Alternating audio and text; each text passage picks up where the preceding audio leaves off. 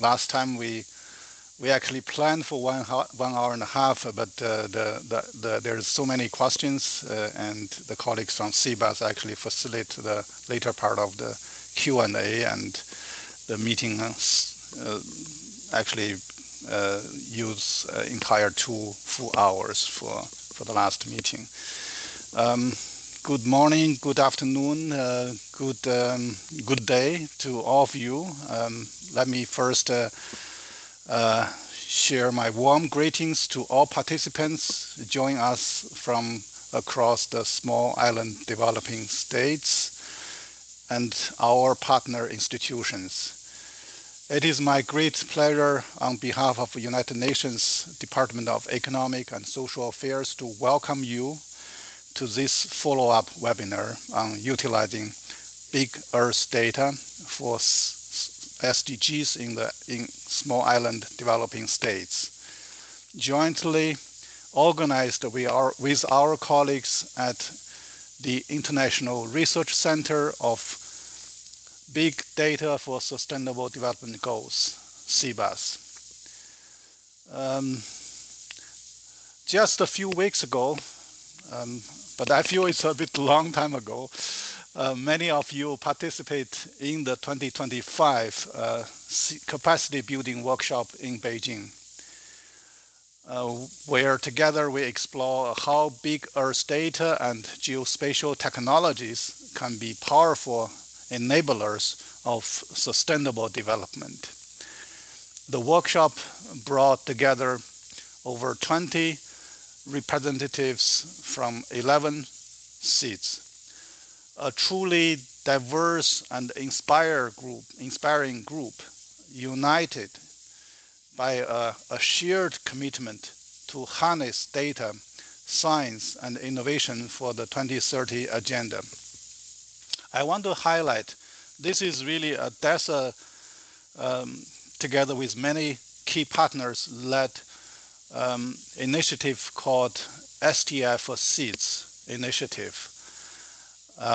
Just now, Xavier also highlighted a little bit his work on STI, but this is in the overall umbrella of STI for SIDS, and in the context of the UN 2030 agenda, under it's the UN technology facilitation mechanisms. So this mandate brings us together, and today the webinar is both a continuation of a reflection.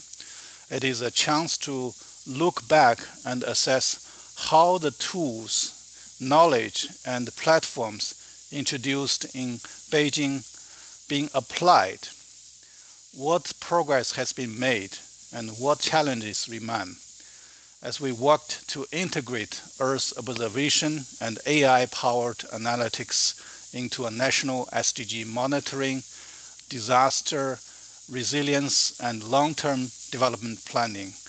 My colleagues, Azima is here, also are going to refresh our knowledge about foresight, strategic foresight tools.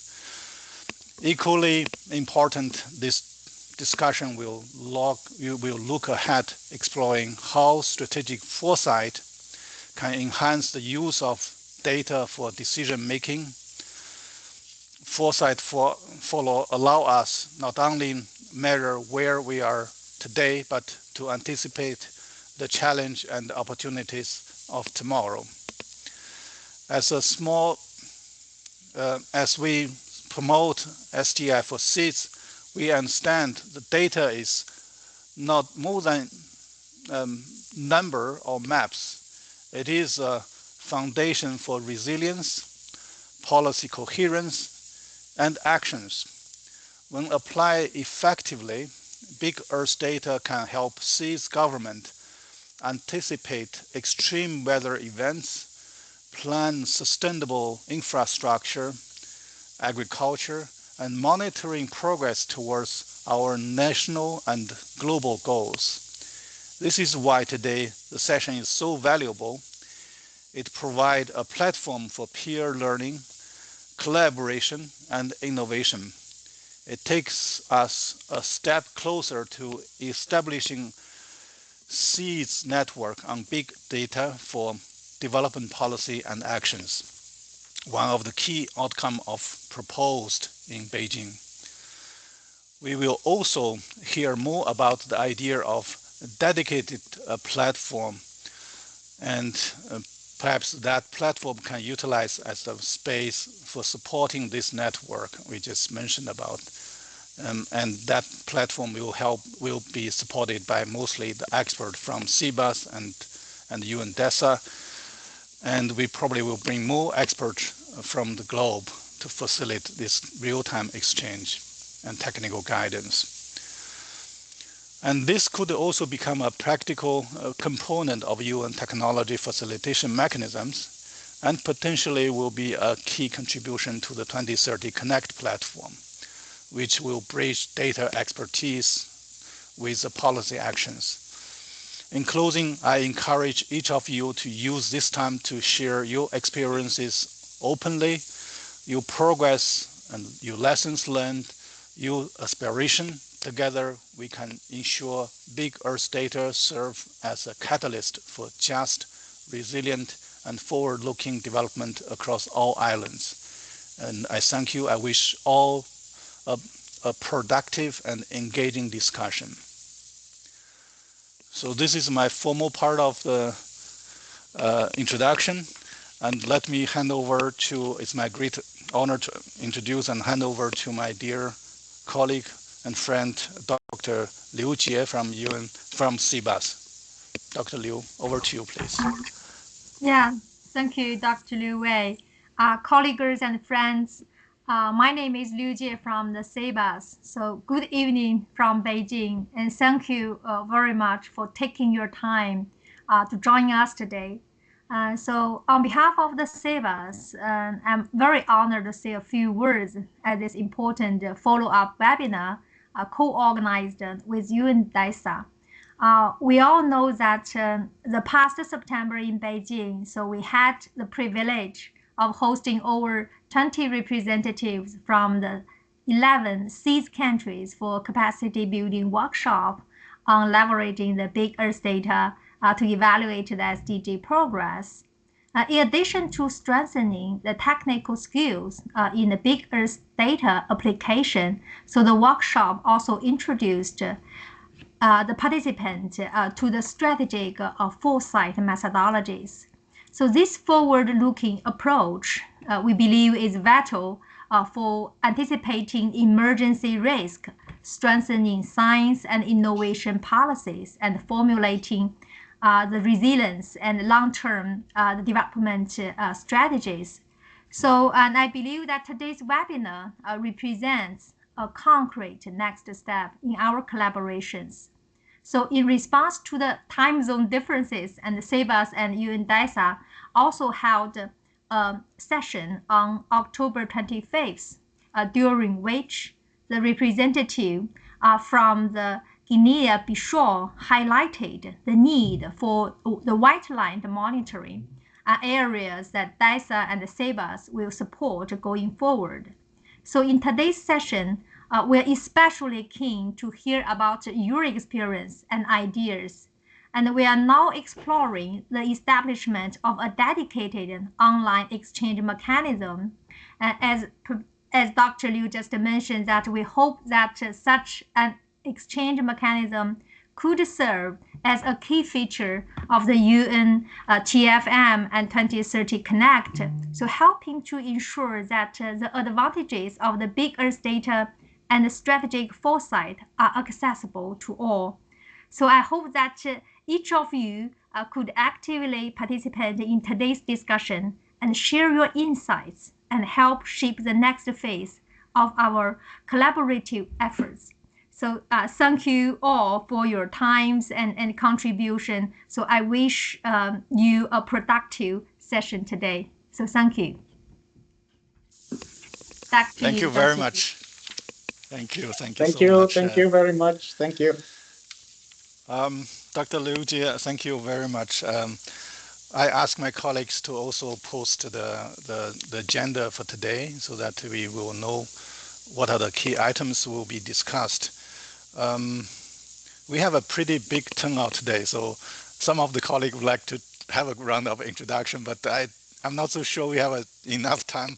So what I would propose to do is to just go through the agenda, particularly the ones are showing on the agenda, the speakers, and for the Q&A, particularly the open discussion, we we invite colleagues when you unmute your microphone, you can introduce yourself before you speak. Thank you so much. So the next agenda item is actually, this is conclude the official opening part. We like to keep it short. We really want to kick off the real discussion. The next one is on data and strategic foresight and technical presentations. The presentation will follow, have the three speakers. The first one will be Azima Adam, and she will going to share with us the key recommendations regarding the strategic foresight. Over to you, Miss Azima Adam. Thank you, Wei. I'm very happy to be here with you today again, seeing the many faces that we are very familiar with now, and I'm hoping to see and meet you in person again. The main focus of my presentation today is again bringing back the importance of making sure the investments you are making in providing this kind of data. This is readily available and more data that comes that will be used for, as we mentioned, for the resilience of countries, that it can be used by policymakers. So we are in the midst of all the talk about data. We want to make sure that we always remember that we need to make sure the data that we produce is used for policy making. So one approach, as we have mentioned during the workshop in Beijing, was using strategic foresight tools. So just to recap what we said during the workshop, strategic foresight helps governments anticipate change, navigate uncertainty, which we are all going through, and prepare for multiple possible futures instead of reacting when change arrives. So the strategic foresight is not about predicting the future. It is about multiple futures and preparing for those futures. So we are not predicting the future, but we are combining evidence, collaboration, and imagination to identify risks and opportunities early so that we can be proactive rather than reactive. So in today's webinar, I will, as I mentioned, focus a little bit on recapping what it is. As we know, Big Earth data gives us evidence of change, what is happening right now. We can see, for example, shift in coastlines, rise in sea levels, or change in vegetation through satellites and geospatial data. But as we know, foresight adds another layer. It's about anticipation of possibilities, asking what these observed changes would mean in the years ahead. So when we bring together data and foresight, we move from observation to anticipation. Let me just briefly go through one foresight tool, which again was introduced to you during the workshop, but didn't go into much detail. But I want to focus this because it can lead to greater use of evidence in policy making. So this is horizon scanning. Horizon scanning is sometimes the starting point of strategic foresight. It's how we detect early signals of change before they become major trends. So this is horizon scanning is about, it's a systematic process, and you look across different sources of information to identify emerging issues, risks, or opportunities so that you could be prepared for the impacts of what is to come. And we identify the signals and then we make sense of it. I'll talk a little bit more about the pestle system, and then we finally shift from reacting to the past to preparing for multiple futures. So this could be very useful in your area of work as well. So as I mentioned, when you are looking at the signals, it's very helpful to use a framework that is called a pestle analysis. This is basically organizing, if we take big earth data, the signals that we get, so that we can understand the context of it. So we look at the political factors of any of these signals, economic factors, social factors, technological factors, legal factors, and environmental factors.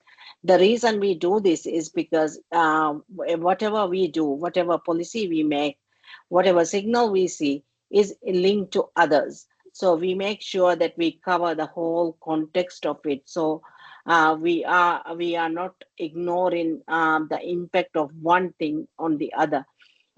If I were to give an example, if you see sea surface temperatures rising, that could be an environmental signals. But when you analyze that through the pestle framework, you can see the economic implications of these.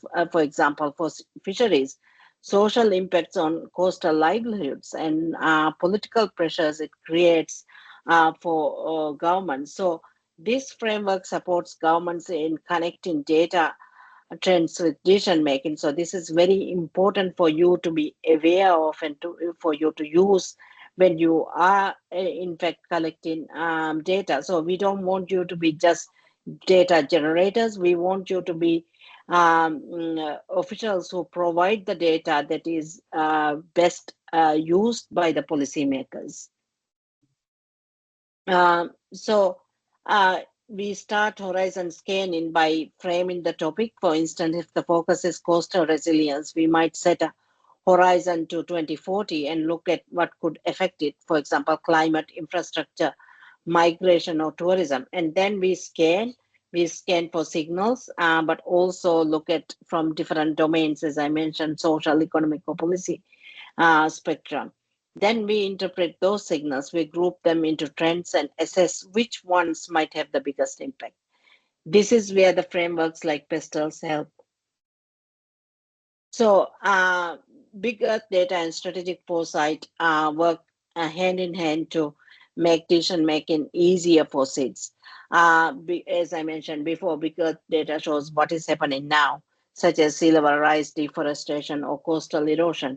Strategic foresight explores what could happen next through scenarios, emerging risks, and new opportunities. We explored the use of scenario planning in the workshop before, and I encourage you to look more into it, and I will be happy to help you in any way I can on this.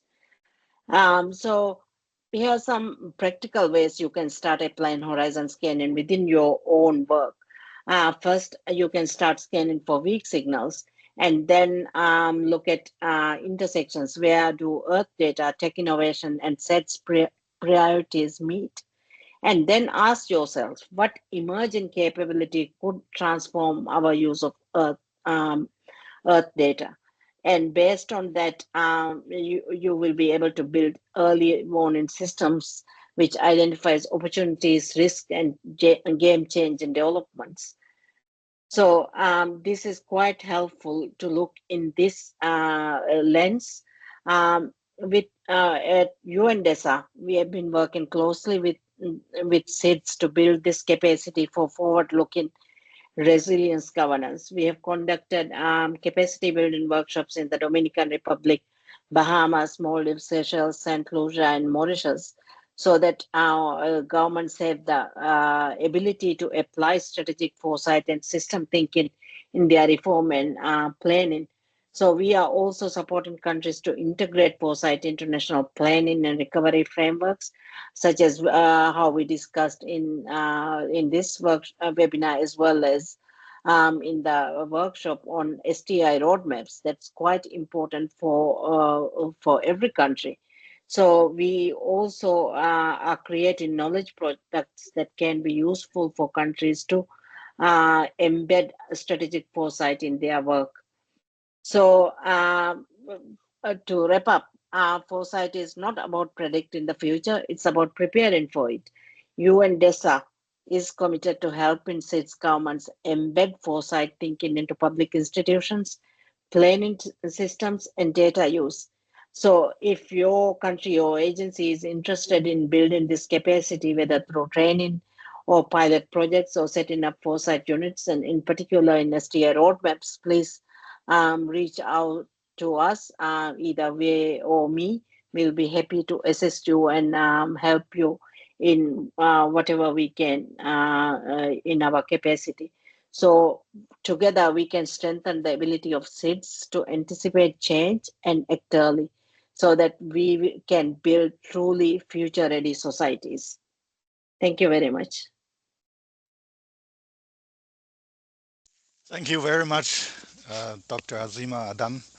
It's very rich information shared from your side about strategic foresight.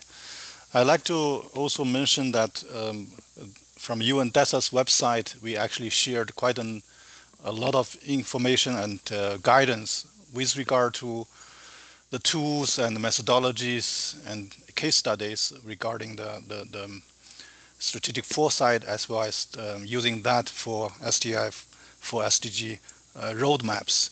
So I will ask my colleagues to share. She just did post the web link. That website actually contained or serve as a small knowledge hub so far we have collected in this particular area, and we encourage you to take your time to find the knowledge and information which are useful for your work. Thank you. We encourage colleagues to even post your questions in the chat, and from our side we will collect a number of questions and bring it back to our speakers. Our next speaker is from CBAS, Professor Qin Yuchu. He will present the key data platforms and data intelligence platform which was introduced during the CBAS DESA workshop in Beijing. And I think Professor Zhong Chang may also come in case there's anything he would like to add into here, because his name is on the agenda item, but since he wasn't sure Professor Qin was available or not during the time differences, but we are so glad Professor Qin is here. So first, over to you, Professor Qin. The floor is yours. I'd like to, Okay. Maybe Cassie, you can present the slides on your side. Oh, you will do it from... I can do it by myself, actually. Okay. Okay. I have to make sure everyone can watch my shared slide, right? It works? Yes, we can okay. See. Yeah. And thank you, Dr. Liu Wei, and dear colleagues and friends. Actually, most of them, we are old friends. It's not the first time to present this slide and show our result, share our result and our work with the guys. I'm Yuchu and I work at CBAS, and in my opinion, CBAS, our vision is to build a integrated digital ecosystem that connects the infrastructure and data and AI, and also applications from different level of the system to support the SDG. And so today my topic would cover the entire system of a bigger data platform at CBAS, from the IaaS to SaaS. It's from infrastructure to fellow applications. And in CBAS, we started the journey like 7 years ago, and we developed the new paradigm that we are advancing the bigger data and AI to accelerate the progress toward the SDG. The approach leverage the scalable and multi-cloud environment. And also we have the system to handle the massive geospatial data set, and also with the complex AI model. That means we have the bigger data plus AI, artificial intelligence for SDG, and the innovation in our center is nice on our system. The hardware system from the bottom is the infrastructure, and with the platform, which include the satellite, the sensor to capture the land surfaces, and also with the platform. That means we have a lot of computers, and we developed the SaaS, is software applications, plus AI for SDG. That's the entire landscape of our work at CBAS. Okay. The first part of our work is the infrastructure. It's a multi-cloud platform. It's Big Earth data platform with the SDG cloud platform. They have different. They are in different campus, and we can this platform enable users to process, analyze, and also visualize the multi-source Earth data on demand, and by bridging the scientific data and the policy leads, we transform the raw information into actionable insights for SDG, and the system.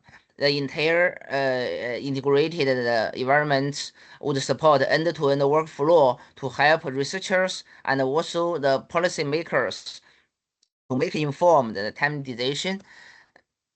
And we also launched the world first scientific satellite dedicated to SDG, and it represents a milestone in Earth observation field.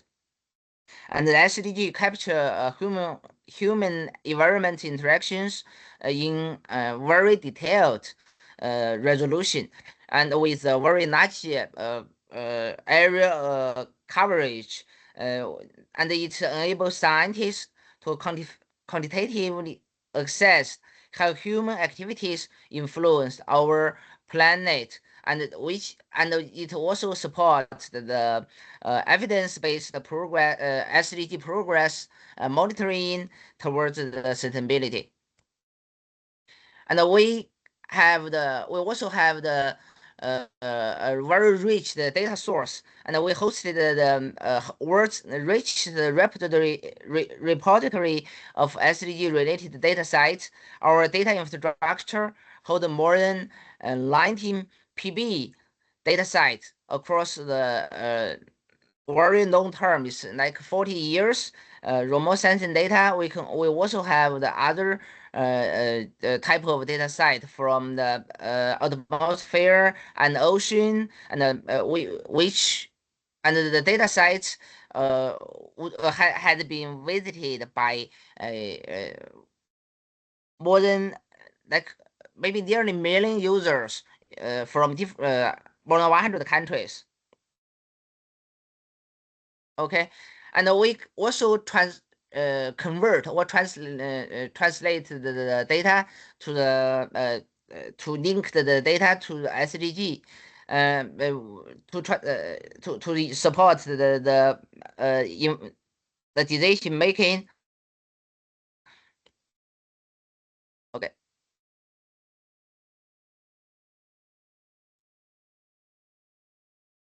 What? You hear me? Okay, I got a issue to use my computer. We can hear you well. Okay. Please go ahead. Okay. Because it seems that it's a very delay. Okay.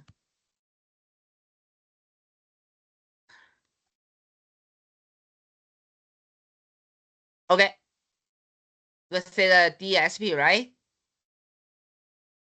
We also developed we also developed the G2Earth scientific platform, or DSP. It developed at CBAS and was built with a unified interface, and which would be able to would be able to visualize the different type of data sets, and from the 3D layers and vector data, and also raster data as well. We can also do the time series analysis. It's the interface to play with the data and provide the very clear information of the data site.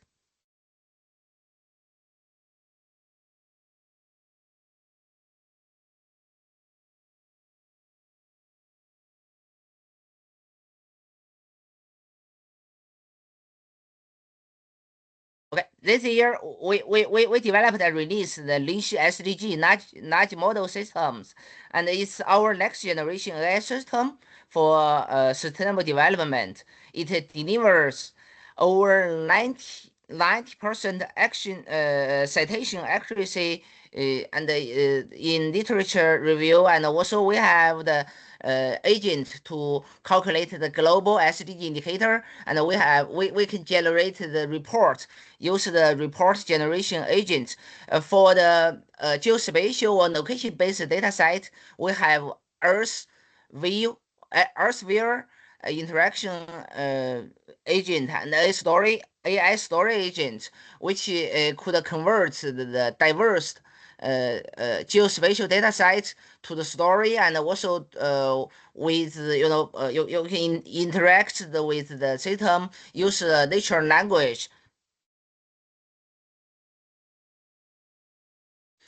And okay, also we are trying to we are with the UN DESA, we are planning a multinational messenger for SDG application for the sites. And we put a lot of effort on its functionalities and practice. We also developed the features and architecture. We are trying to make the entire architecture, and we have some kind of the development and the deployment plan, which we collected the expert at CBAS, and on top of the Cas Earth of the Cas Earth funded the infrastructure with open source software, and we will develop the like a communication environment is online for the members from state and for SDG. Okay, thank you. That's all. So I got a issue to use my computer. I don't know why it's very slow to It's probably the size of your PPT is very large, and okay. but at least from my side, it's very smooth, and it's works very well. So it's okay. Thank you so much. Thank you. Thank you very much. So we actually want to maybe hear more from the SIDS colleagues if they have any questions, but there's also a Excel table on the request from the SIDS colleague to put together an overview of the CBAS data intelligent platforms. So this actually a very doesn't looks nice. I mean, it still looks nice, but not as nice as you shared on these beautiful slides. But it's very practical with the links and all this key informations what this data platform do. So we thought it would be nice if these things can be also introduced. Maybe later on. But anyway, so thank you so much for your time and the presentation. I'd like to ask my colleague to share the slides for the next presentation. I understand my colleague Luis from UNSD is currently in the transit of the airport and could not make into this workshop. but his presentation is available on the website. The next presenter, we actually enter into the next agenda item. It's a country update, but the first we like to ask my dear friend and colleague, Dr. Stiko from Seychelles. He actually is going to present not just for Seychelles key challenges and the questions, but also share from a broader view. So over to you, Mr. Stiko. Thank you. For the sake of time, I'll just go into the content of the slide as the moderator has said.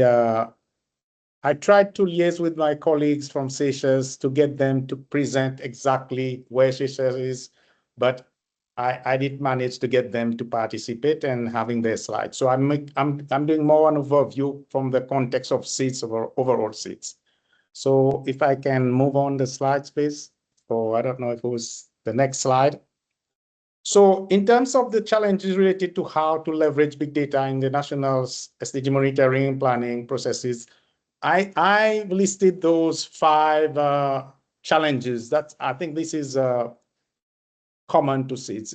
I think we always capacity building, capacity gaps, and institutional barriers at national level. How do we translate the capacity into decision making and policy instruments? The effective online platform for real-time interaction, which has been mentioned, and exchanges between SIDS and the experts. And then one challenge, which I rest to be corrected, is disaggregated big data sets for individual SIDS territorial boundary. What I mean, SIDS are mainly ocean space. Seychelles is less than 1% land and 99% EZ space. So when we look for our data, our satellite data, for certain particular features, like we mentioned, okay, what will be the size of our seagrass meadow? We don't have the data. So they say they have it global, but not disaggregated to individual SIDS territory. I rest to be corrected on that, and I think this is a big challenge. Enhanced level of collaboration within SIDS and global communities. We remain very remote. SIDS, very remote. In fact, on that also in the Science Forum, also these issues have been brought up. The remoteness of SIDS. You may have a cluster of SIDS in the Caribbean, the next cluster in South Pacific, and a small cluster in the Indian Ocean. So the remoteness presents a challenge for collaboration. Next slides. Next slide, please. So what are the key questions I would like to pose to our expert panel? How can SIDS drive the cost in assessing and leveraging data, not only for SDGs and reporting, but for sustainable socioeconomic development? We have all these stack of data. How can we leverage that? How can we drive the cost? How can SIDS drive the cost in assessing the bigger data? While ocean data are crucial for SIDS, how can remote sensing data can be disaggregated again on individual SIDS territories so that they can be better equipped to process those data sets for their national and regional interests?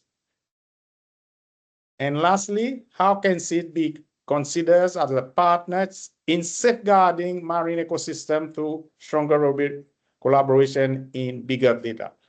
I've been consistent for the last 3 years about putting the context. SIDS are custodian of 40% of global biodiversity.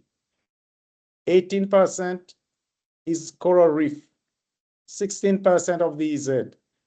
So we're not just SIDS, we are taking care of a lot of global resources. So, but we're not seen as a partner. We see it as a group of being vulnerable, loss of capacity. These are my questions, but I'll make a remark that may be helpful, because 1 month I was in Beijing in this workshop, and 1 month later I was sitting in a panel in the world, and subject like big data was central.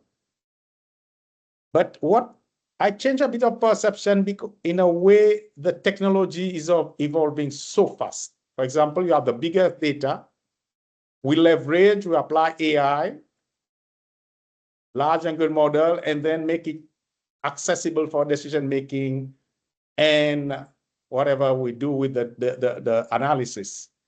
But when we look at SIDS context, the capacity even to apply artificial intelligence and the computing capacity of SIDS, we have a challenge.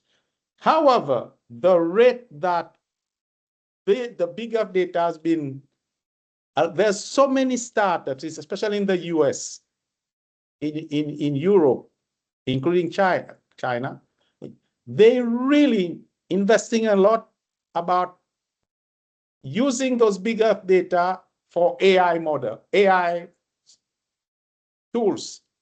And one particular one, there are a number coming like Geo AI. So I think if we can get SIDS to access those AI tools, it will reduce our challenge of capacity building. We can be trained just to use those models instead of going to the process of where we have limitations. I think we have to keep an eye on the rate of AI integration with geospatial data. Thank you. Thank you. Thank you very much, Dr. Stico. Please keep these slides on. You have proposed quite a number of very deep and relevant questions to the expertise, the group here. And if I may just quickly just park on here and quickly go one by one, and I took some notes also while you were speaking. Maybe just quickly have a reflection. Maybe we may not be able to give you a full answer, but scratch a little bit of the surface on it, and which can generate the follow-up discussions. The first question is really like how to bringing a socio-economic data into here. I like to invite colleagues from CBAS. I understand while working with them and compile this list of data intelligent platforms, there are data products which has these elements. Perhaps some of the colleagues from CBAS can take on from here, particularly the questions on the bringing the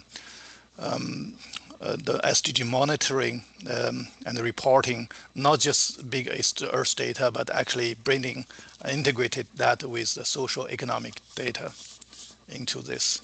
Any colleagues can come in from here?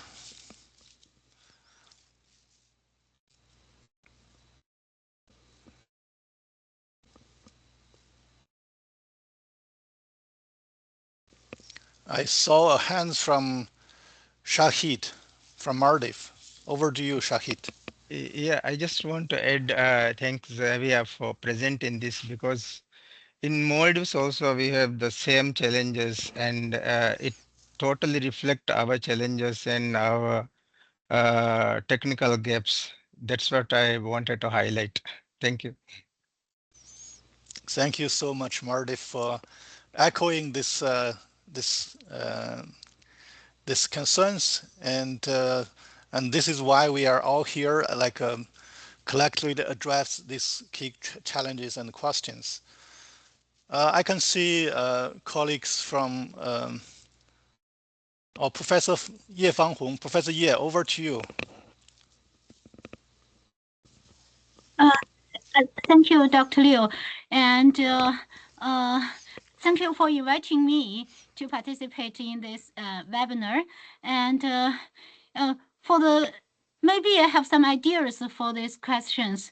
And I may use 1 minute to introduce that last week, 2 weeks ago, we have hosted on China African Cooperation Center on satellite remote sensing application plenary, and in that plenary we have around 20 African countries joined us, and one of them is how to say Comoros, and Comoros is also a SIDS country, and they also proposed together with also some African countries who have coastlines.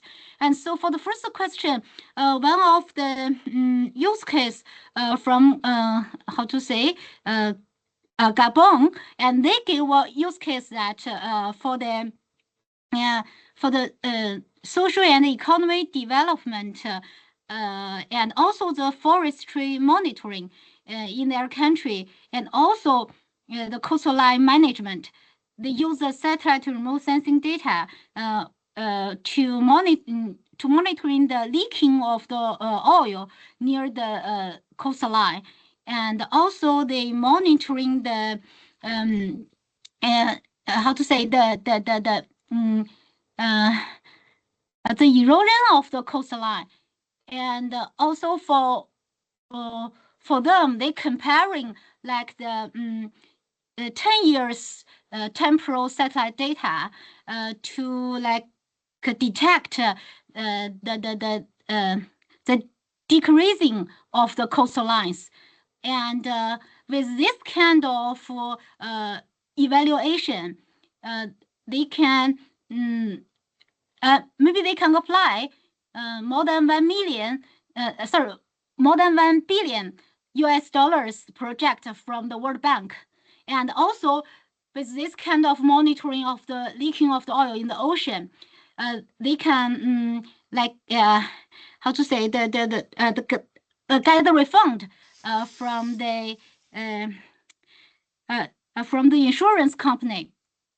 So and also for the Chinese government, sometimes we monitoring the ships near the coastline, and also we monitoring the mangroves, and those are also related to the economy development to the SIDS countries. So for the first question, I would like to say that maybe you just try to find how to use satellite data in as many as possible fields in SIDS countries. And I, as far as I know, from the CAXA week I mentioned 2 weeks ago, at least I found more than 50 kinds of use cases in different application domains in these African countries. So, so maybe to use this kind of technologies together with the strategy provided by DESA, that we can find more suitable ways that can adapt it to the SIDS countries, especially for social and economic development. And for the second question, actually it's easy to use the satellite remote sensing data as far as you have enough data and you have the technologies to reduce the cloud on the imageries.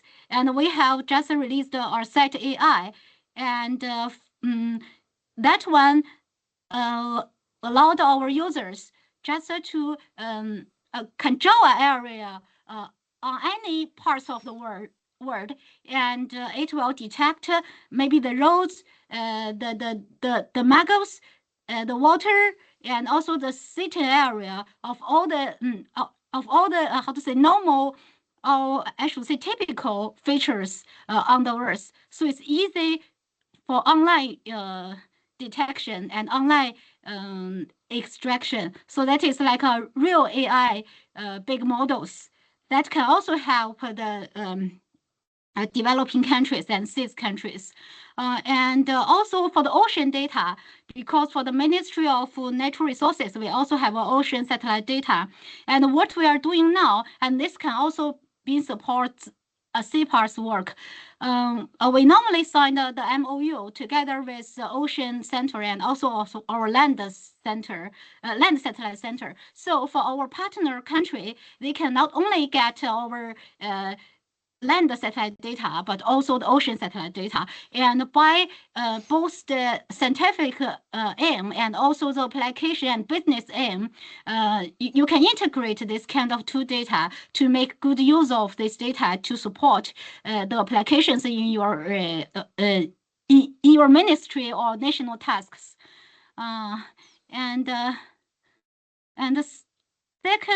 third one, as far as I know, that for not only LASAC, our land satellite center, but also ocean satellite center, we all support like the CBAS work as one of their strategy partners for the satellite constellations. And for the third one, I'm sure that in your country, maybe your Ocean Bureau, I'm not sure, has signed an MOU with our ministry, and that one is for providing ocean satellite data and also to provide like what you said here, marine ecosystem. Maybe you can consult from your government. There is a very deep cooperation already for China and your country's government. And thank you. Thank you very much, Maybe Professor Fang Hong. It's very rich information. I think it will be, and you just provide an overview. It would be very nice to even have a deeper dialogue on those questions, a follow-up dialogue on these questions. For the first, I don't want to repeat one. I think, if I remember correctly, the CBAS did, for the first question, they did have integrate the socio-economic data into the maps. So those are, there are some platform and data products available.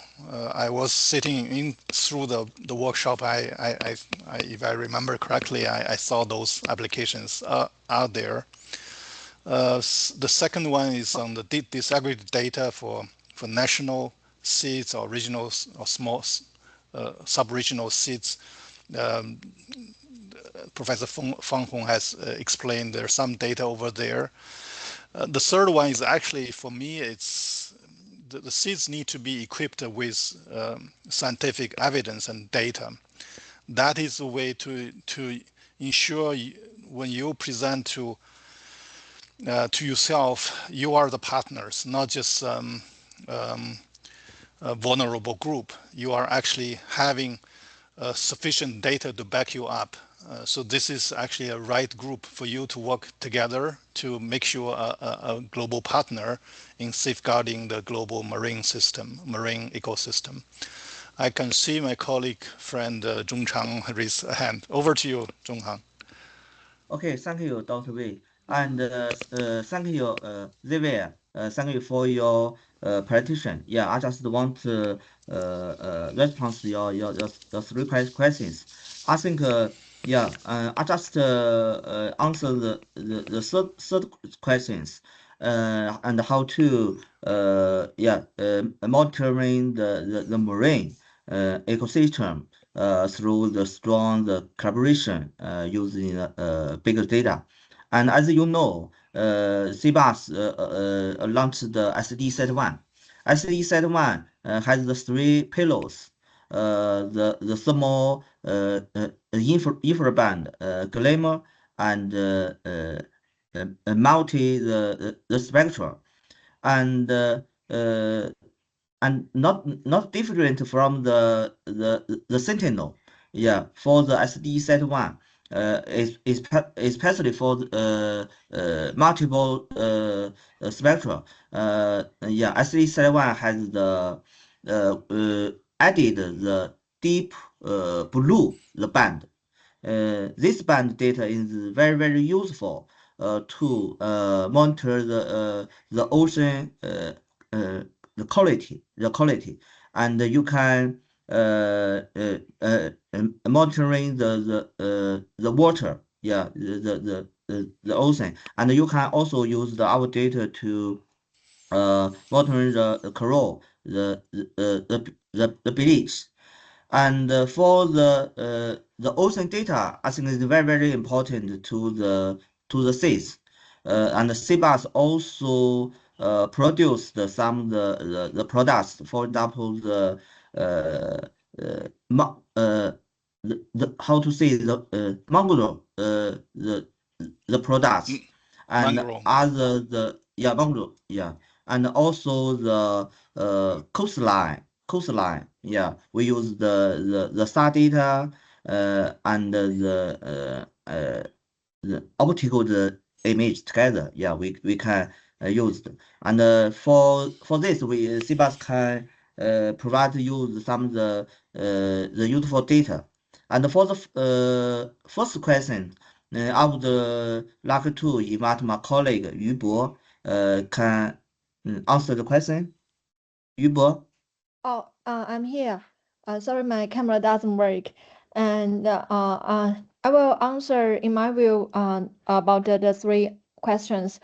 For the first one, I think the most practical way is to use the free data, such as Landsat, and also as Professor Sun just mentioned that we launched the SDG Set 1, and especially we have a glimmer sensor.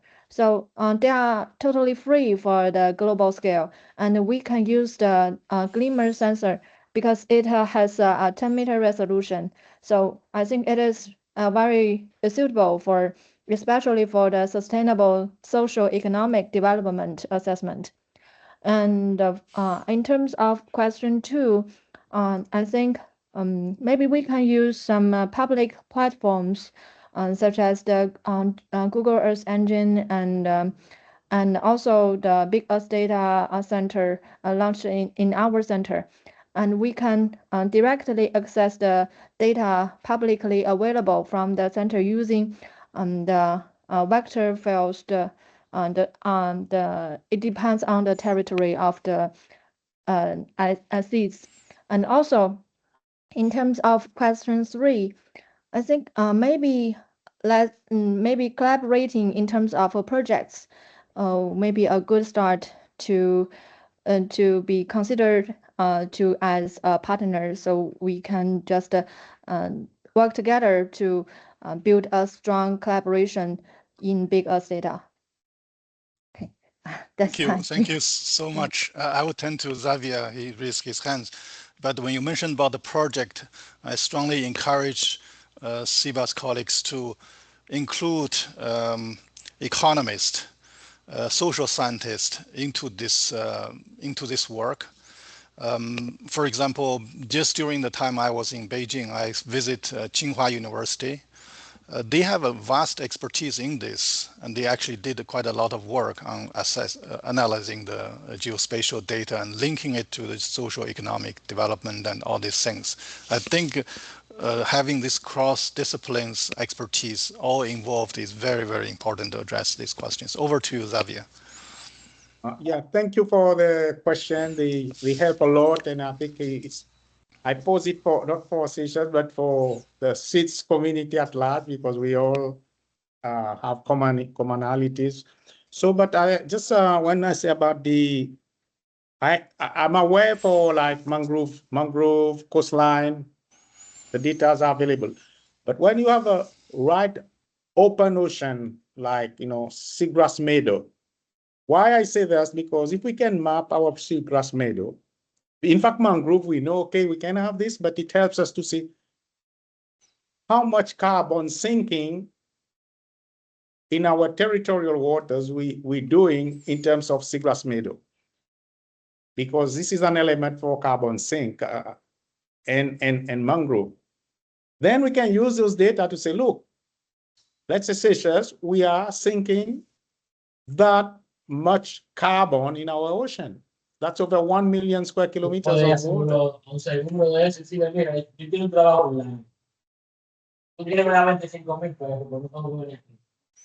So that's what that's the because then Mauritius can say, okay, in Mauritius, our territorial waters, we have that amount of seagrass meadow, that is sinking that much carbon in Seychelles, the region, Comoros. But we as individual country, how can we use this data? You see? So in a way, not only for decision making, for example, carbon credit. You see? So this is the sort of data we think it's what I mean disaggregated by territorial. Thank you very much. Thank you, Xavier, for clarifying. This does require a deeper discussion. And I can see Sandra raise his hands. Over to you, Sandra. Okay. First of all, thank you for the opportunity to be here, and also I would like to appreciate the work that you have been doing to support SIDS countries around the world. I'm not gonna pick none of those questions because we already receive a good input and suggestion on it. So from GGKIC perspective, also Mr. Xavier was sharing kind of needs. So from GGKIC perspective, so we are as a center with the mandate on. You're muted. Sandra, you're muted. We can't hear you. Oh, I'm so sorry.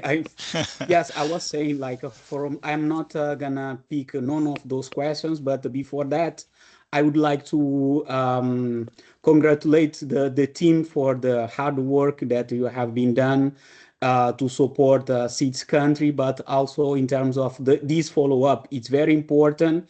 And my suggestion that we cannot stop from here. The second webinar, but we need to follow up closely and also create the environment or the platform that we can share lesson learned experience and share knowledge in this matter to support SIDS countries. From GGKSC perspective, as I mentioned before, Xavier was sharing like the needs of data, the gaps in terms of leadership, the legal system. But I would like to mention that GGKIC is work on promote the leadership of use geospatial information and technologies to support the decision maker. So within our work plan, so we are planning to hold a train on leadership on geospatial information. So probably one of you're gonna be invited to join this train of training. But also we have in place, as I mentioned earlier in our workshop, that we have in place the integrate geospatial information framework that can link it with strategic foresight. So we are promoting it also to create, to improve the geospatial ecosystem in all countries, include SIDS countries that really need to strengthening capacity in terms of use geospatial information that coming from not only from data, but also 9 strategic pathways that can come with the governance, policy, finance, partnership, communication, among others. So we are also open to strengthening collaboration with you, but also with all SIDS country in this matter. Over to you. Thank you so much, Sandra.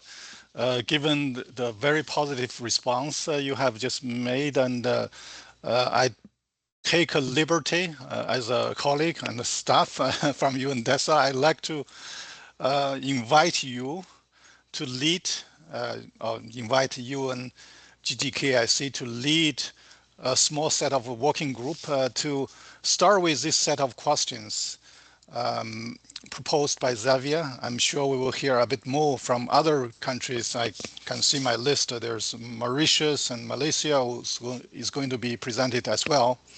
So we will collect, putting together all these questions. I'd like to task you to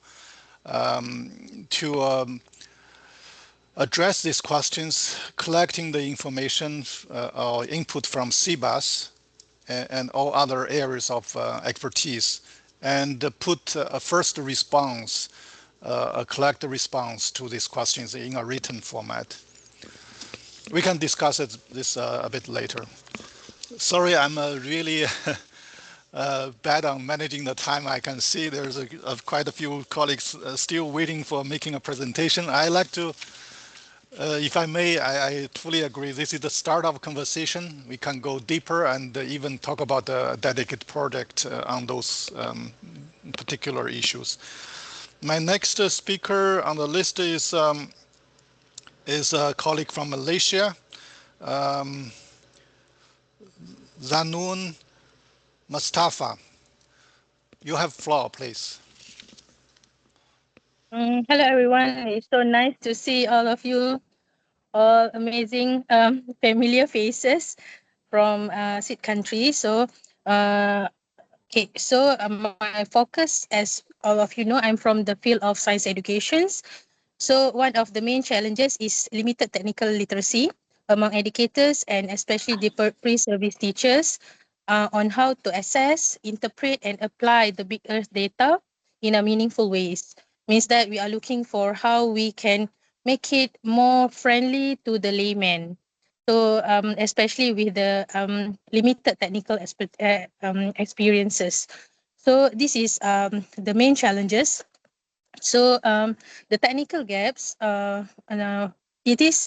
hope that to have technical training modules tailored for non-expert, which are quite lacking. So we hope that there will be available workshop on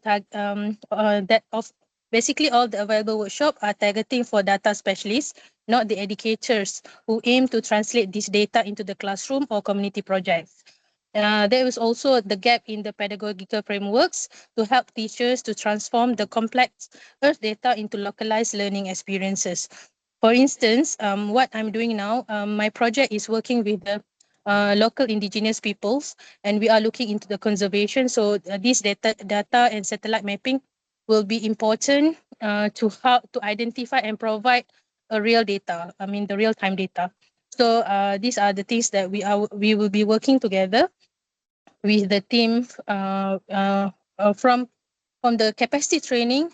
This platform have become a medium for me to interact directly with the experts.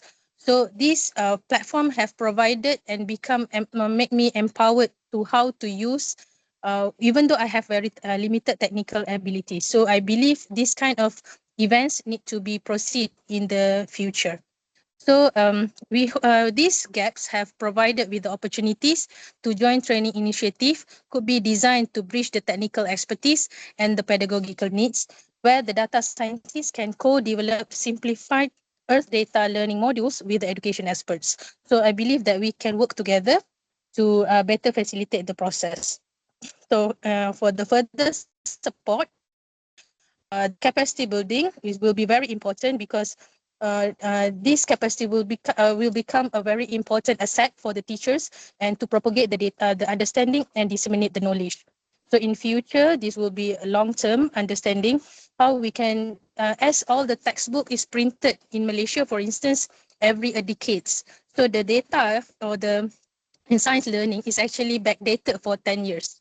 So we believe that using all this real-time data, or at least a few years back data, also be very beneficial to let the students understand the real situations.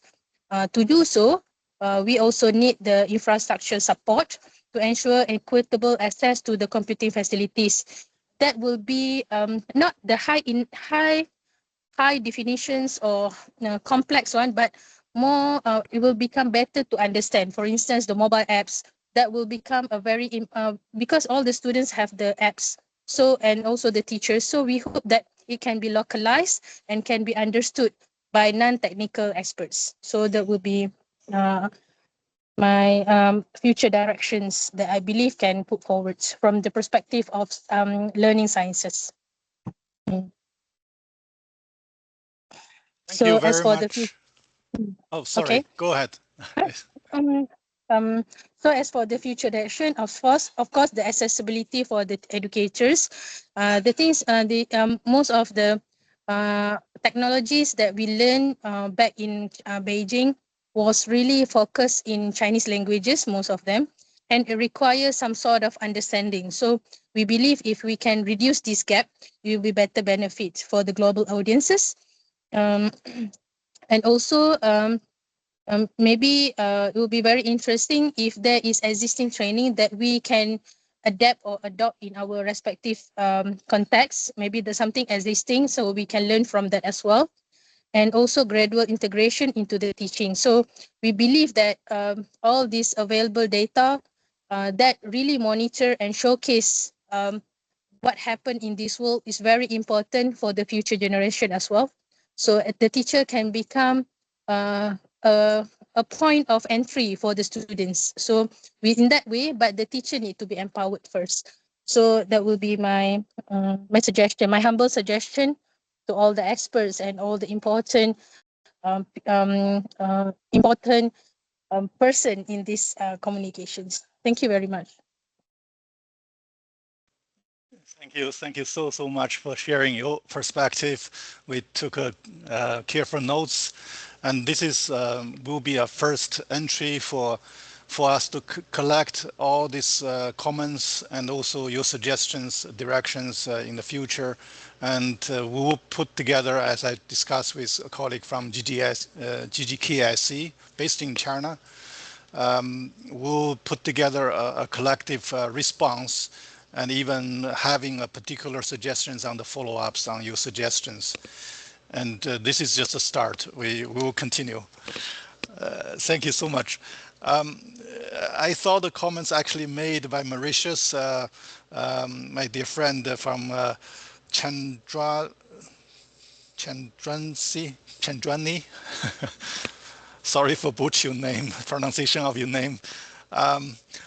And she has not only the comments in the chat highlighting the importance of routinely integrating the geospatial data information into the statistical practices, but she also have a formal presentation. Over to you, Madam.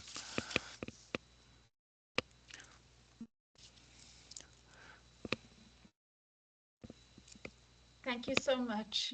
Thank you so much. I'm very happy to meet you again, the SIDS participants and the experts from the SIBAS. So in terms of challenges, I believe we need that part of granular and timely data to from the big of data so that we can monitor the SDG indicators on environment and climate change. And our main challenge in terms of technical capacity is the lack of capacity building, that we need to know how to work with these science-driven technologies and the big of data and how to integrate same in our daily routine practices. And the opportunities for collaborations, we means that we need that partnership from the UN agencies, from SIBAS experts, so that we can move ahead together and compile these indicators in order to address the different gaps.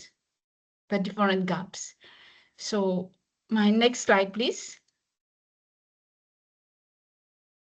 So in terms of my questions would be how the SIBAS and the UN DESA can help SIDS countries to implement and to build the structure of the big data in our statistical system. And second question is how we can collaborate, because when Xavier was talking about the disaggregated data, I think we fully concur with him that for SIDS, given that we are very small, we need that granular data for monitoring, which can help to address many challenges like coral bleaching, everything. So I think we need that part of granular data. Yeah. Thank you very much. And so glad to see you again. Thank you. I can see there's a convergence on these questions. and there's echoing each other, and this request is loud and clear. So thank you so much for re-emphasizing some of these messages. And as I said, we will collect and also get a collect a response to it, unless some colleagues can give a quick response. I don't have any other colleagues on my list to present in this section, country updates, but I saw a slides putting up. Oh, this is old slides, right? So that's fine. Sorry, is this one we just received, Maldives, from Maldives? It's not on my list, but feel free to come in if you like to make a presentation at this time. Thank you. First of all, I'm from Maldives Bureau of Statistics, and we have here in the meeting Shazna and Riaza, also from Maldives Bureau of Statistics. Thank you for inviting us for the last workshop, and it was a very eye-opening for big Earth data because the topic is very new for us. And during the workshop, a lot of tools were presented and related to big Earth data, but I think it was lacking the specific data for SIDS, like very small islands. Even the maps, it's very, actually we actually need a granular data based on our islands, yeah, because like Maldives, we actually have different problems like land erosion and vegetation loss, and those images, it's very difficult to find out. So I will present, these are the efforts and challenges that we have compiled after discussing with our colleagues, and we have a national strategy for development statistics. We have prioritized modernization through big data, innovative data sources. And we have also a roadmap for environment economic statistics being implemented jointly with Ministry of Tourism and Environment that specifies broad areas to be focused. And also we have two pilot projects. One, a pilot project that was conducted on the use of Earth observation data to develop land cover changes and land accounts for some of the islands in Maldives. And the ongoing project is with ADB on small area estimation of poverty mapping using satellite images. Actually, this was using nightlight. We are trying to estimate the poverty. And capacity building and technical training remains a key priority for Maldives Bureau of Statistics and related agencies under the Maldives statistical system. Next slide.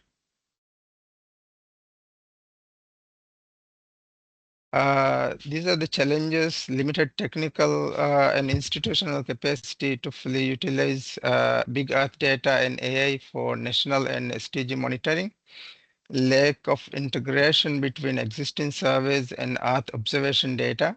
Small island size requires high resolution satellite data, which is costly and not always available.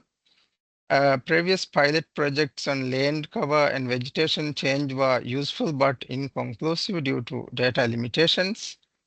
And also we need for stronger collaboration, like agency like CBAS and other SIDS partners to apply these technologies in key research areas that we have identified: tourism, labor, and poverty, and strengthen the use of geospatial insights into our national SDG monitoring is a challenge. Next slide. These are the key questions that we propose for the expert panel. The first question is, how can CBAS support integrating big Earth data into our research agenda? Our research agenda include tourism, labor, and poverty. These are the key areas. What training or partnership models can help us build sustainable capacity for geospatial and AI-based analysis? Can big Earth data be tailored to monitor island-specific issues such as community tourism, that is our local guest houses, and coastal erosion? And how can SIDS work together and with CBAS to monitor coastal erosion and land consumption and share expertise in using Earth observatory data for SDG monitoring? With me, Shazu is also here. Shazu, if you want to add anything, you can add. Well, I think you have covered all the areas. Can hear me right? Yeah. Yeah. You Thank you. covered our areas. Yeah, thank you. Thank you. That's all. Thank you so much, Mardif.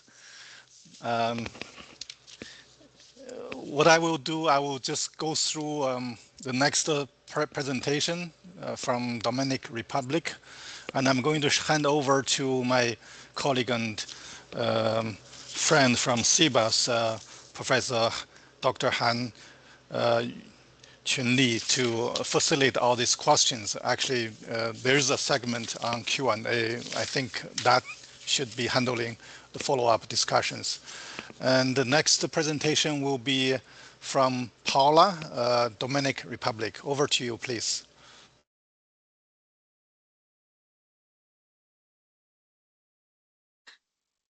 Hello, I hope everybody is doing okay. It's glad to hear and see all of you once more. Can move forward with the next presentation, please. So basically, how they ask us about to prepare this PPT about which are the challenges, the gap, and the opportunity for this workshop that we attend previously. I think like in resume about everything that all the other colleagues have been talking is in our small island, the main thing that we need to finish to figure it out is how to utilize all this new technology and how to translate this in the public policy making. For my island, the Dominican Republic, we have been using since like 3 years before the big data mostly with climate change, meaning like 2 weeks ago or 1 week ago, we have a term with Melissa that it became a big tropical storm. So we have been preparing for this storm by following the past pattern of the weather. So that's some of the implementation that we have been making and so on and so forth. But I think that the main thing is how big countries, China, the US, and so forth, can help us, this small item, of how to integrate all this new technology, all this new education, and how to make it. And we can go to the next slide, please. For all these questions, I would like to have an answer with the first one.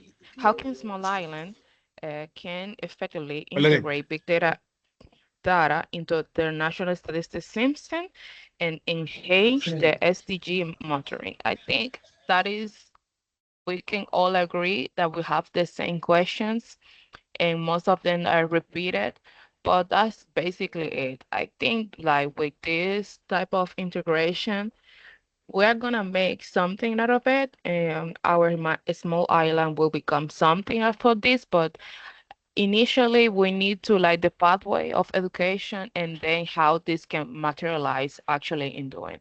Thank you. Thank you so much. Do you have I understand there are two presentations from Dominican Republic. Is this everything? Oh, we have another one. Professor Dr. Ramses, over to you, please. Hello, everyone. Can you hear me? Yes, very well. Thank you. Okay. Well, first of all, thank you for the opportunity. In first place, for the participation of the workshop and to explaining myself about the challenges, technical gaps, and opportunities of collaboration for the Dominican Republic and the SIDS in general. I'll make it short because of time, I guess. First of all, I would like to present the challenges and technical gaps. And the main one, the first one I would like to address is the limited understanding among policymakers of the potential benefits of big Earth data for solving public policy problems. I think we all of us understand the importance of how can we translate our work, technical work, to the policymakers that are the people in charge, the stakeholders that can make a good use of our work, because we work for the people, for the country itself, for the population. Another challenge I would like to address is the insufficient trained personnel, weak data interoperability, and inadequate computing resources. As a SIDS, I think we can all agree that this is a problem that we can say we all have, because we don't have the resources, because this is time-consuming resources consuming, and is very difficult to clear the gap. It's not that easy, but it's extremely necessary to fully take advantages of these technologies. And the third one is that big data insights are not yet systematically incorporated in the national planning and policy processes. This one is related to the first one, but I saw it was necessary to address to say it particularly because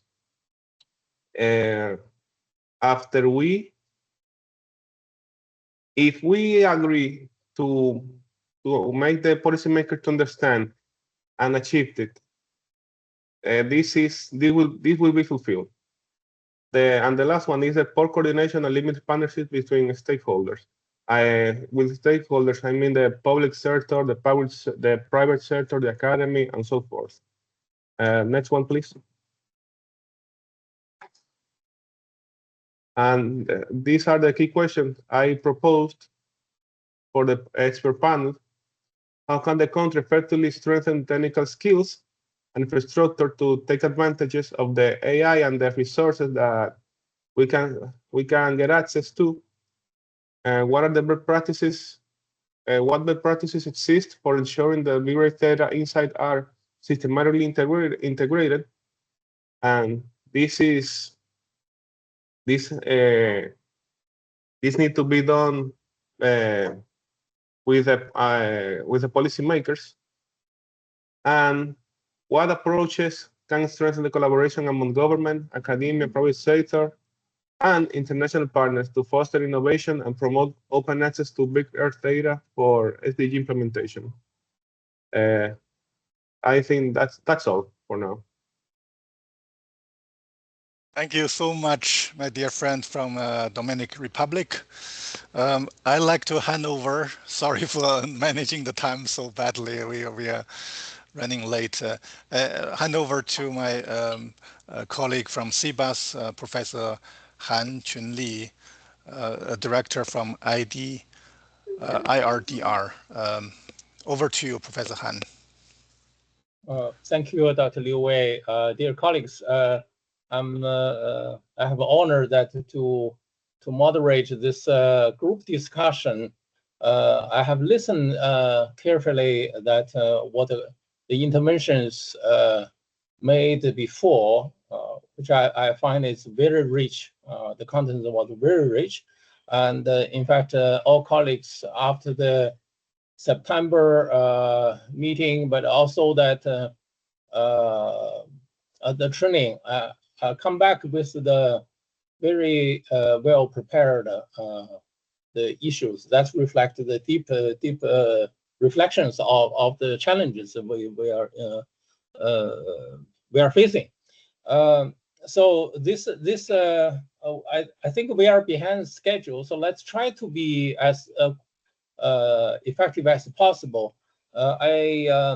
Let's have more reflections on the common challenges and the technical gaps, as well as opportunities for collaboration, in addition to what has been raised by the colleagues.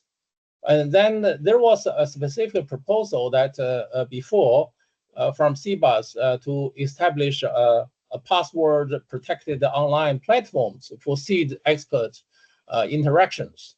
So that I think is something that we can discuss. We have a number of experts from CBAS side related with the satellite, data sharing, data platforms, disasters, etc. that can answer if you have the specific questions on that. So let's open the floor, and colleagues, if you want to raise your hand for the questions that you want to or point you want to make. The floor is open. I don't see. Yes, Adam, Azima.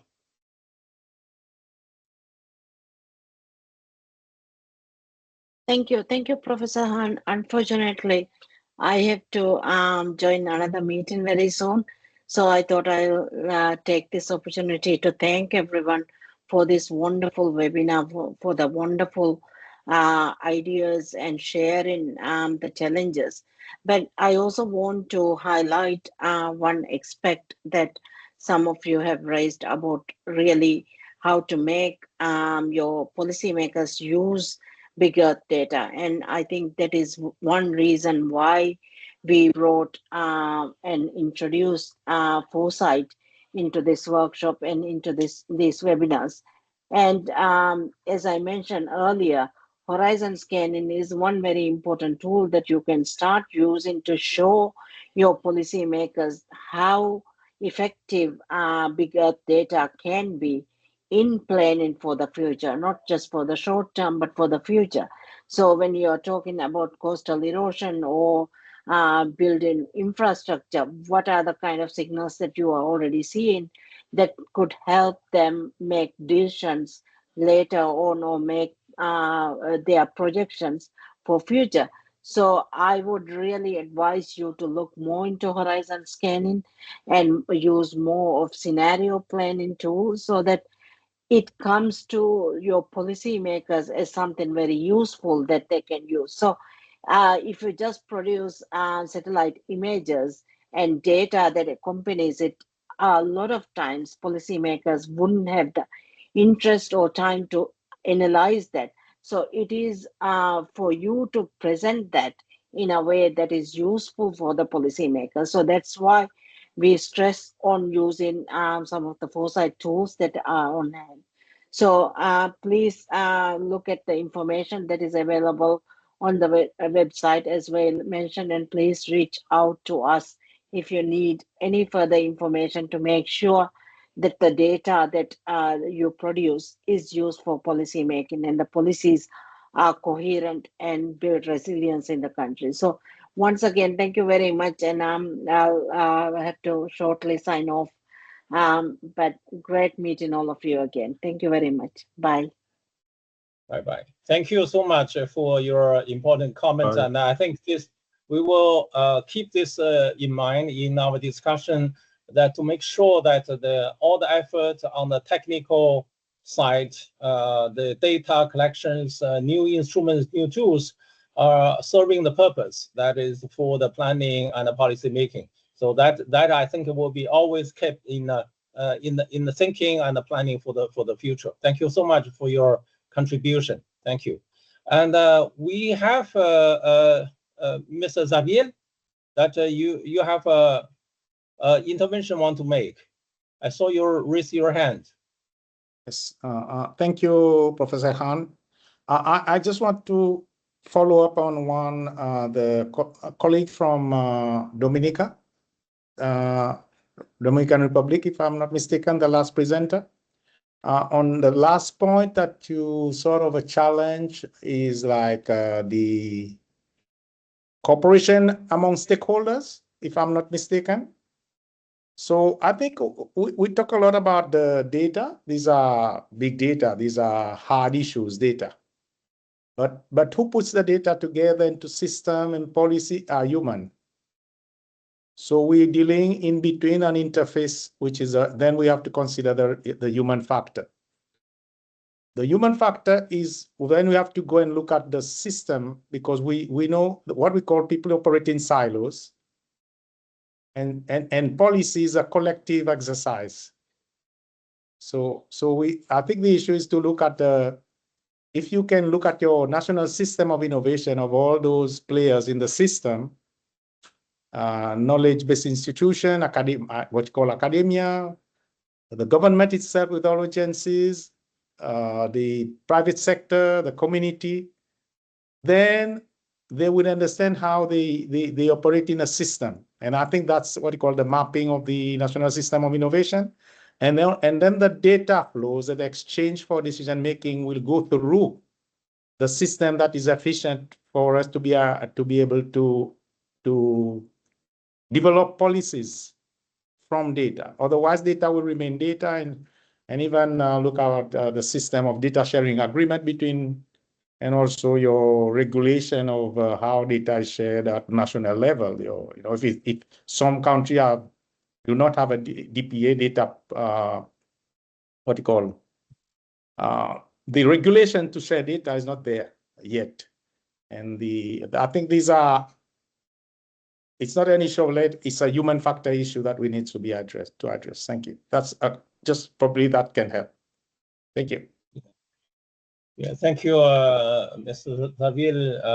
Very important comments. I think after all, no matter how advanced technology is, that in the end, that is the human interactions and the cooperation between people that will make the change, make the difference. I think this is certainly very well noted, and also that I think thanks for you to first raise the three big questions. I think Dr. Liu Wei has recommended to, you know, apart from discussion, to also formulate to establish a working group that continue addressing these fundamental questions. Of course, I noted that we have some 7 interventions from the island countries, from Malaysia, from Mauritius, Maldives, Dominican Republic, etc. That everyone addressed the issue of capacity gaps. In fact, a kind of a widening technical gaps, because the technology are moving very fast. As Mr. Xavier, you have noted, you've seen that the big data, remote sensing, but AI now coming in.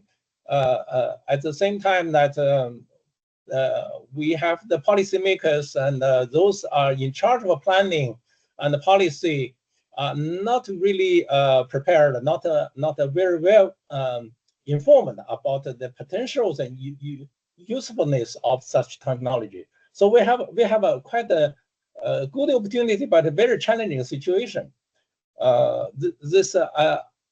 Listen to colleagues' intervention. What come into my mind is that we need to. It seems that we need to move very fast to group ourselves, to get ourselves. The expert from a small island country, so organize ourselves in a strong group. Unless we have a very effective and very functional group that we constantly exchange our ideas and sharing our practices and the success and the lessons learned. And I don't think we will move very fast, because let's face it, the challenge is enormous because unless the countries are grouping together and with the support from United Nations, from our government, we won't have the same capacity as many of the countries, or we won't have a CBAS everywhere. So we have to be very smart and find a way that to get this capacity, technical capacity upgrade faster. So the organizing ourselves is very important. Secondly, I think it's also important that we need to, it seems to me, we need to have a seed small island states kind of overall strategy, how we are going to address those critical issues, the capacity building, the gaps between policy and the technologies, and the more specific issues like the carbon in the marine ecosystems, and how this can be translated into the carbon credit issues. Things like that. We needed to have our strategy, get ourselves organized, and the strategy also in building our regional capacities. So let's see if colleagues, someone has raised hand, but now it seems to put the hand off. Is anyone wanted to come? Yes, Chandrani, Ruku Boer, please. Yes, thank you, sir. In fact, I wanted to comment on what you said, because I believe that the integration of big data is not only about having the data and to compute the statistics, but the first of all is to advocate on the use of big data, because usually we are used to the traditional data, and now we have indicators where there is no other alternative than using big data to address these issues, especially like if we want to monitor ocean water quality, or any kind of land use data. So we need that part of big data. So we need to start from what we said, that advocate on the use of big data, and if we are integrating this big data in our statistical processes, so we need to bring all the actors, all the key stakeholders, the policy makers, everyone on board, so that we can make them understand that we need that part of big data now. Yeah, I think that this is indeed that we need to showcase the practical uses of the big data. In fact, in your workshops and the training sessions, you have seen that. I think the colleagues have seen the value of this, but it seems it's not yet that closely connected to the island, the states, small island states, whereas mentioned by Mr. Zavil, how to say disaggregate it into the national data set. So that there are still issues there. Yes, Mr. Zavil, you wanted to make comments again? Yeah. Yes. Thank you, Professor Han. Yeah, it's about it's big data. It can be anything on the scientific community. It's about experts. We are a group of experts, but we don't have policymakers and or even political leaders in the conversation. So that's right. My whole life in science, technology, innovation is how to communicate science, technology to leadership, including politicians. I don't know. Maybe you can give us how it works in China. It's I mean, or the model, but the challenge is that it's live within the community level. I mean, the expert level community. But maybe a suggestion that we moving at is let's There are resources that need to be allocated to all, whatever we do, policy, whatever, processing of data, whatever. These are resources needed from government, from the executive branch, and budgets are approved in parliaments, in National Assembly. So I think we need to rope in also the other players in the process that can help us to move forward. Yeah. And one suggestion that we do for like in having a special committee for parliamentarians looking at issues of technical issues like big data integration into not only for SDG reporting, but as we say, socioeconomic development. Because when you go to put a budget to move your agenda, you have to go to get approval if they don't know anything about it. And I've been so frustrated over 10 years, you bring a budget, not approved, and you're stuck. So the whole ecosystem, that's what I say, this whole national system of innovation, including government, needs to understand where we're heading. And this is not something that is to do with CBAS, or this is, we have to put our house in order at national level. Yeah. Before we can go anywhere else. Thank you. Thank you. In fact, Mr. Xavier, that yourself is a member of this 10 expert group for the UN, the facilitation of the SDG.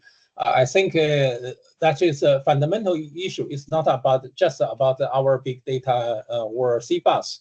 It certainly go beyond that. The general issue that how we can make science and technology to empower the development in different countries and the regions. Small island states have a particular challenge in terms of the capacity.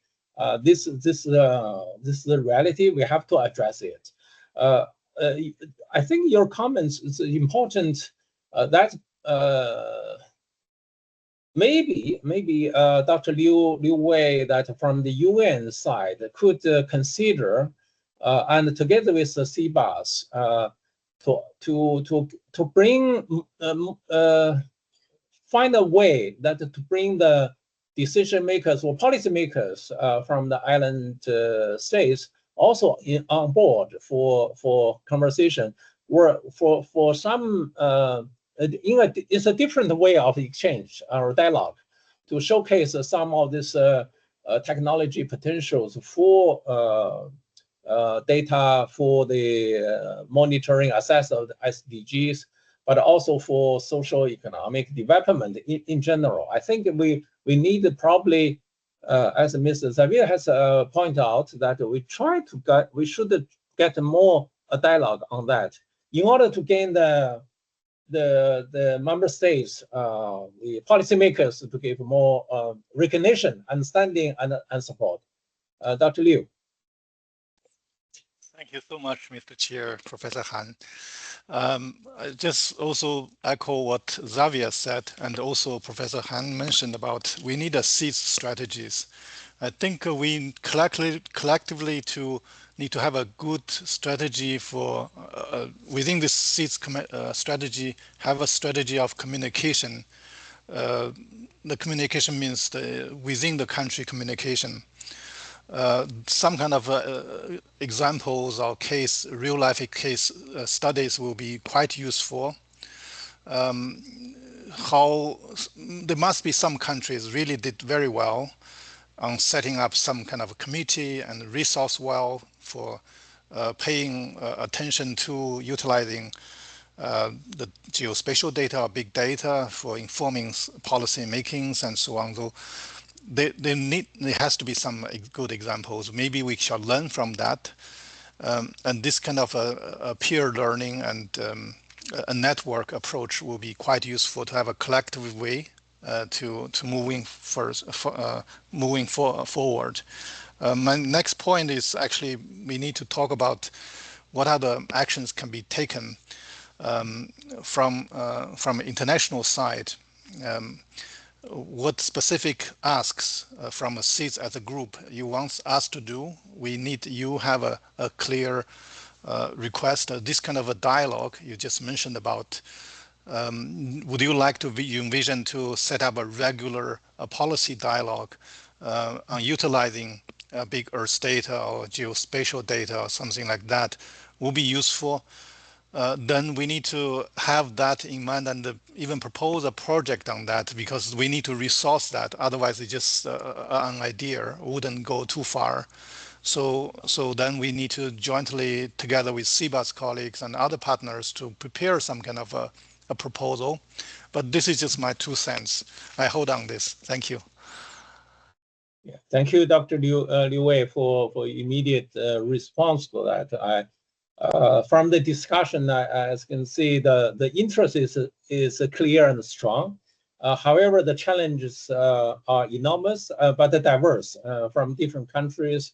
And obviously, the policymakers and decision makers are not that well informed so far or understand the value of these things. So I think we needed to, or you from UN and the CBAS colleagues, and I think Ms. David from UN, the 10-member group, can suggest from some small island countries to request this kind of a dialogue. I think that will be important.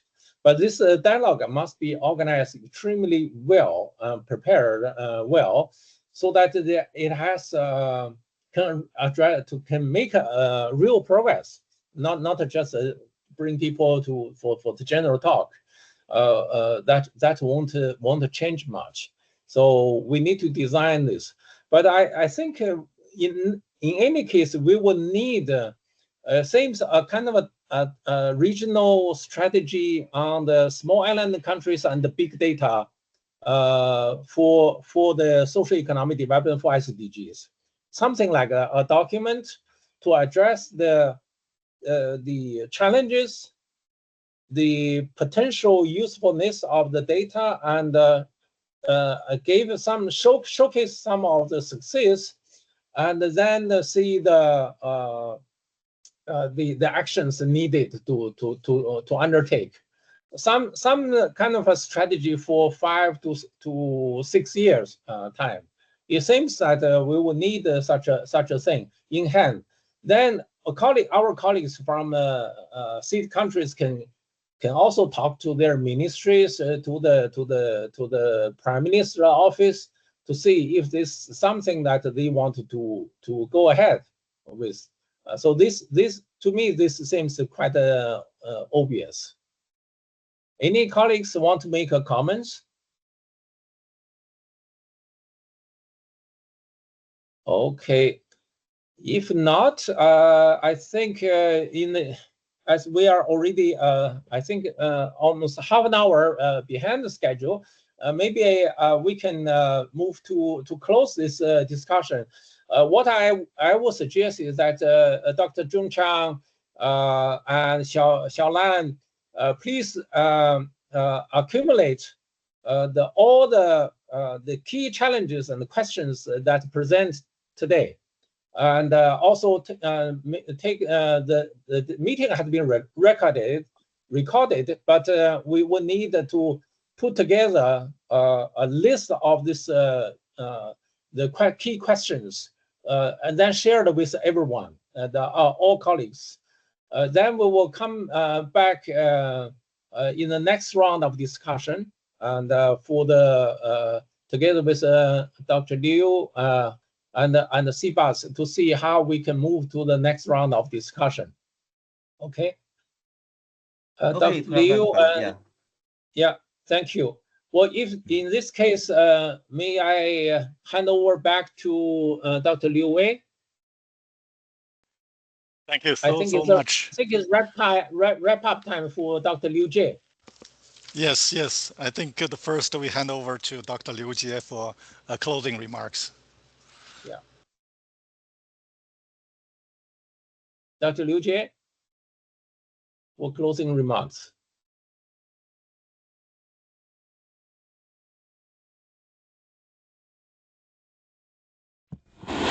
So Dr. Liu, I haven't prepared any closing remarks. I just want to say that was such a wonderful online the workshop. So I really learned a lot, especially we know exactly the need from the SIDS country. And what I want to say that SIBAS will try our best in the future to provide both technical support and the data, which we hope could be a benefit for the sustainable development of the SIDS country. We very much look forward to work with you and DESA and our partners from SIDS country to promote the use of the geospatial data and technology. Thank you very much. And thank you all for your time and contribution for this workshop. Thank you. Thank you so much. Thank you, everyone. And great. So the meeting is closed. Thank you so much. Thank you very much. Thank you. See you next time. Bye-bye. See you next time. Bye.